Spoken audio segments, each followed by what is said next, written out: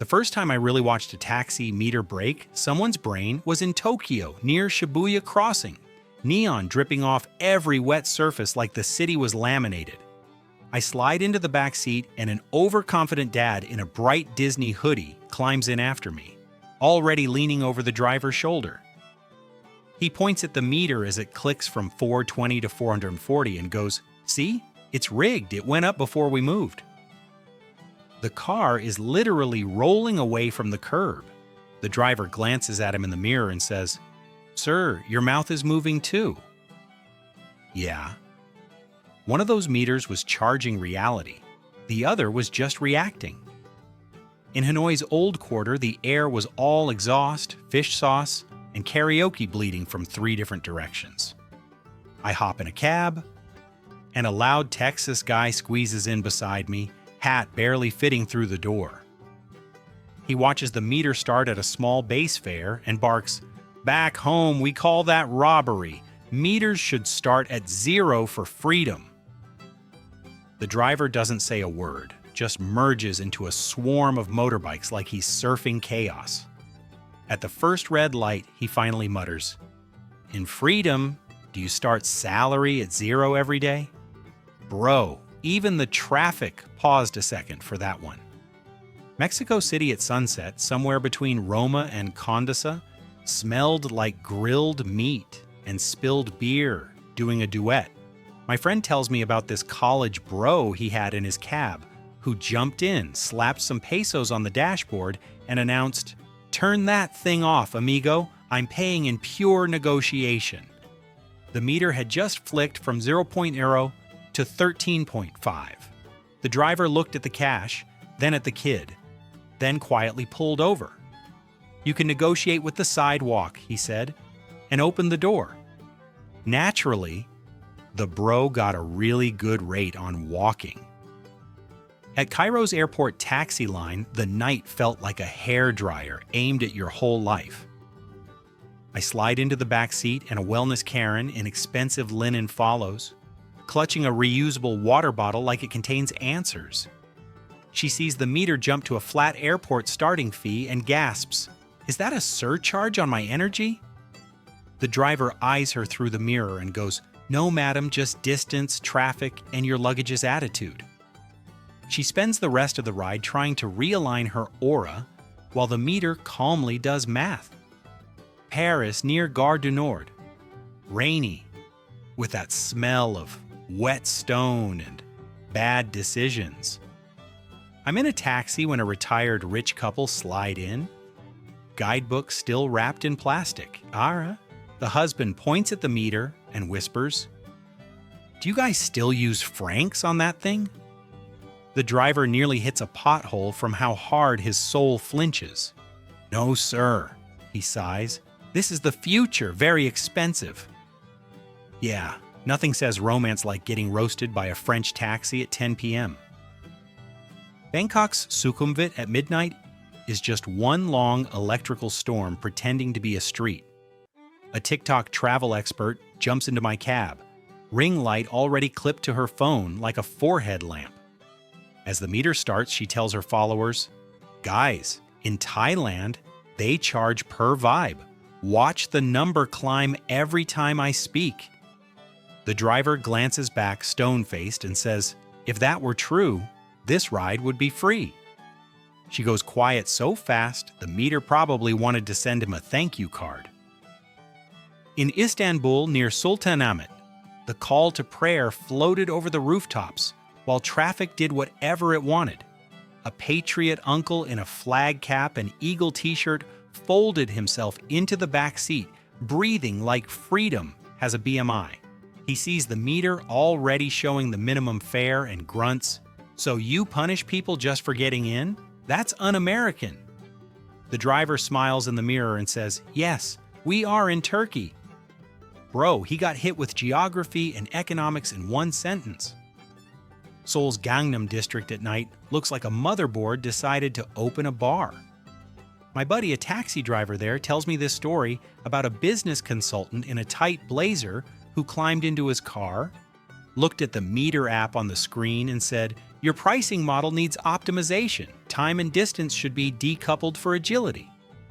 The driver nodded slowly, then hit a red light and watched both counters tick up together. Very agile, he replied. The consultant apparently took notes like he'd discovered gravity. Nairobi's Westlands district was humming, matatus blasting music, streetlights flickering like they owed someone money. I slide into a cab, and a bargain hunter with a money belt worn proudly over his t-shirt leans forward. He points at the meter and asks, "If I pay cash, can we, not turn that on?" The driver raises one eyebrow so high it almost exits the vehicle. "Sir, meter is for both of us, to be honest," he says. The guy pats his money belt and mutters, "I just prefer trust."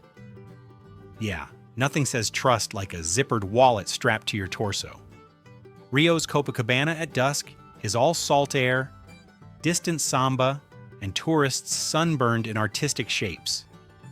I'm in the back of a taxi when a movie fanatic in a superhero hoodie slams the door and immediately points at the digital meter. "Yo, that looks exactly like a bomb timer in an action movie," he says, somehow proud of the observation.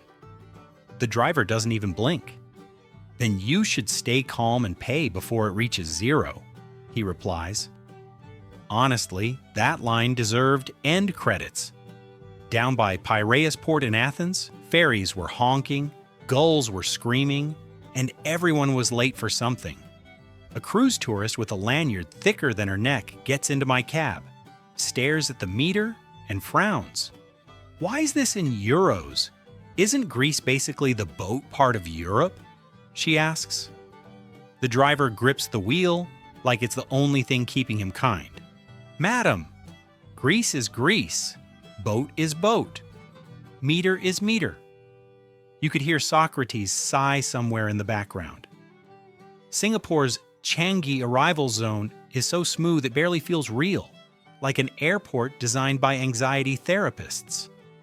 I hop into a taxi and watch a minimalist adventurer with a tiny backpack and giant ego slide in beside me. He nods at the meter and says, "All these numbers are visual clutter. Can you turn off the interface?" The driver glances at him once. "I turn off. You still pay," he says. Less clutter for both of us. Bro, even his backpack couldn't argue with that logic. Berlin near Brandenburg Gate. Cold enough that even thoughts wear scarves. A freedom guy in mirrored sunglasses climbs into the back and scowls at the meter's starting fare. "So you charge people a base fee just to exist in your car?" he says. The driver, deadpan, replies, "No, sir. That is to exist in my time." There was so much silence after that, you could almost hear history nodding. Mumbai's Kolaba at night is all honks, incense, frying oil, and Bollywood soundtracks colliding over your head. A complainer dad in a sweat-darkened polo shirt collapses into the back seat, immediately fixating on the meter as it jumps a tiny notch in traffic. Hey, we're not even moving. Why is it ticking up?" he barks. The driver gestures to the sea of unmoving cars. "Because I am still working, and not at home," he says. Dad looks at his watch, then at the meter, then finally at himself. Yeah, that man got charged in self-awareness. Lisbon's Alfama at sunset felt like a postcard trying to seduce you, all pastel walls and steep cobblestone streets. A wellness influencer slid into the taxi wearing flowing white everything, like she'd been summoned from a yoga ad. She studied the meter starting at a small base and asked, "Is this aligned with local abundance or colonial scarcity?" The driver blinked twice, then answered, "It is aligned with the hill." Meter ticked up one more notch as we climbed, and honestly, it was the most honest economy lesson I'd heard all week. Prague's old town at night is basically a screensaver for people who love winter and bad footwear choices. I'm in the back seat when a first-time traveler with a still-folded city map climbs in, eyes wide. She watches the meter numbers jump and whispers, "Is it normal for it to move that fast?" The driver looks at the road, then at her in the mirror. "Depends," he says, "on whether you look at the view or the screen." She spends the rest of the ride staring out the window and kind of forgets to be outraged. The road from Keflavik to Reykjavik is just lava fields and sky, like the Earth forgot to finish loading textures. A Florida man variant in shorts and flip-flops gets into the airport taxi, shivering but pretending it's fine.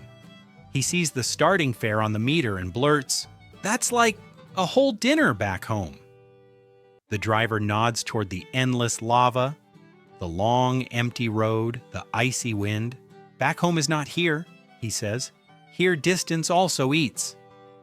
Bro, even the headlights felt philosophical. Hong Kong's Mongkok at night is noise stacked on noise, neon stacked on neon.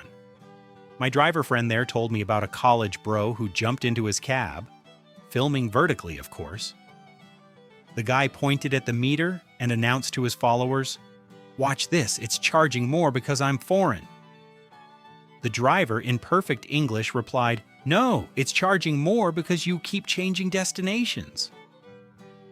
The bro turned the camera off real quick after that. Naturally, the meter remained the only honest influencer in the vehicle. Dubai Marina glowed like a luxury catalog someone accidentally left in the oven. I slid into a taxi and a business consultant in a too-tight dress shirt joined me. Laptop bag already half open. He stared at the meter and said, "If you let me redesign your pricing tiers, I could triple your revenue." The driver just smiled silently and kept driving between towers. When we arrived and the meter stopped, he pointed at the final fare. "Already triple," he said. "I drive in Dubai." That shut the spreadsheet right down. Buenos Aires' Palermo neighborhood smelled like grilled meat, cigarettes, and good decisions made late.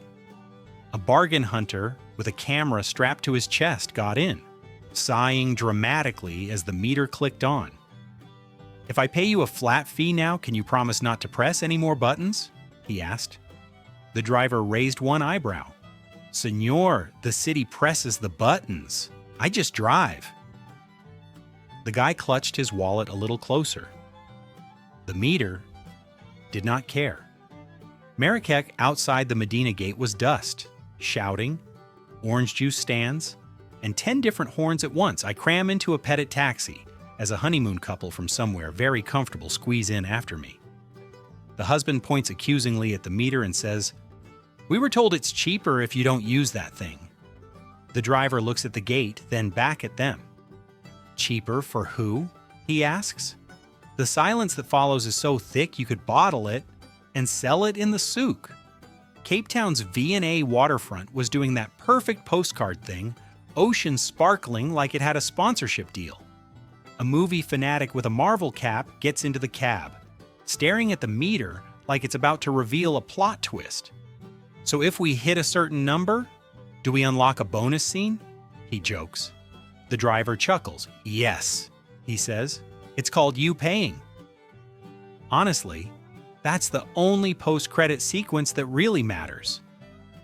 Quebec City's Old Town in winter is all stone walls, fairy lights, and snow trying to assassinate your ankles.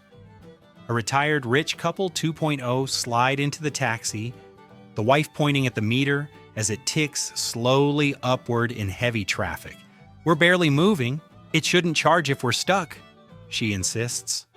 The driver gestures to the frozen windshield, his hands on the wheel, his eyes on the road.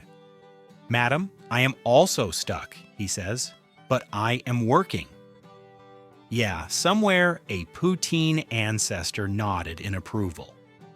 Sydney's Circular Quay at golden hour had the bridge on one side, the Opera House on the other, and confusion absolutely everywhere. I hop in a cab, and a Freedom Guy 2.0 with an American flag bandana jumps in after me. He watches the meter start and says, "You know, in the States we'd fight this kind of automatic charge." The driver glances at the harbor, at the skyline, then at him. In Australia, he says, we just pay so we can go somewhere. The guy finally leans back, shuts up, and watches the sun drop behind the city while the meter sings its little digital song. And honestly, for once, he actually got his money's worth.